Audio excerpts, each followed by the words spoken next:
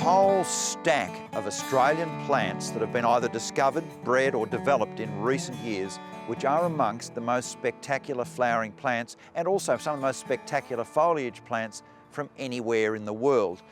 That's the good news. I suppose the bad news is they're still a little bit difficult to get.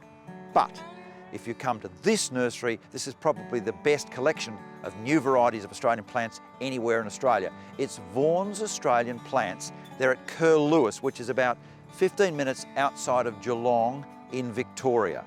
And the stuff that you will find here is absolutely stunning. I don't care what colour combinations you want, they are here. Just have a look at some of these wonderful new varieties.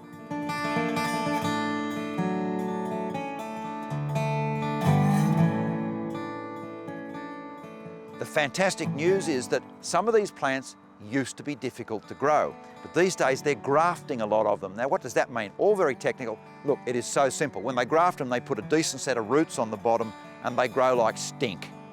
A lot of the plants that once we dreamt about and thought, I'd love to have that, but it'll drop dead.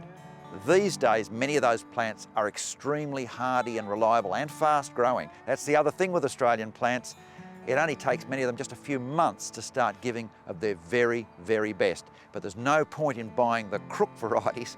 Get the good ones. There's a few key nurseries around Australia which will be on the fact sheet. But this one is the real treasure trove. Vaughan's Australian Plants in Geelong. And of course, the guy who runs the nursery is Phillip Vaughan. Well, this is your new nursery. You must be pretty happy with how everything's going.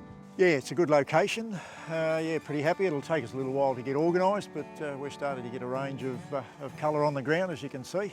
And also now, given that there's so much dry weather in the country, there's a real roll on for Australian plants, because right plant in the right sort of location, they'll survive well in dry conditions.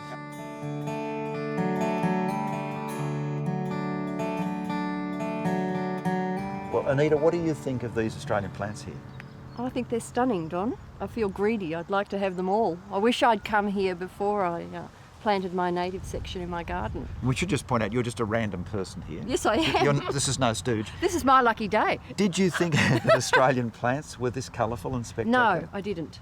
And my mother's always saying if she had a time again, she would plant only natives, partly, for environmental reasons, water, birds and so on. And I've always thought, dull, but no.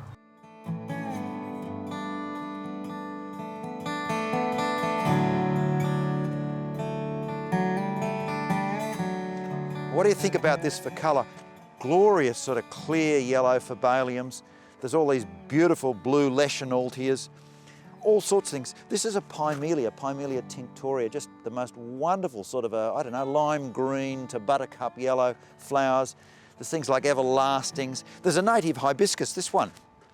Alyogyne huegelii, it's a selected form of it.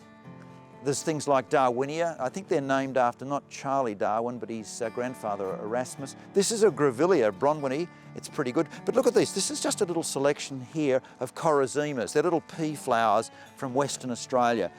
You can get them with that sort of golden colour and a mauve. This one is almost hurt your eyes Mexican colours with the sort of orange and that deep lipstick cerise colour. So many of these. These are awesome plants, great pot plants.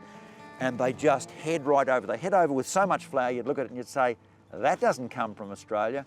And that's the lesson. A lot of really good plants do come from Australia and they will perform.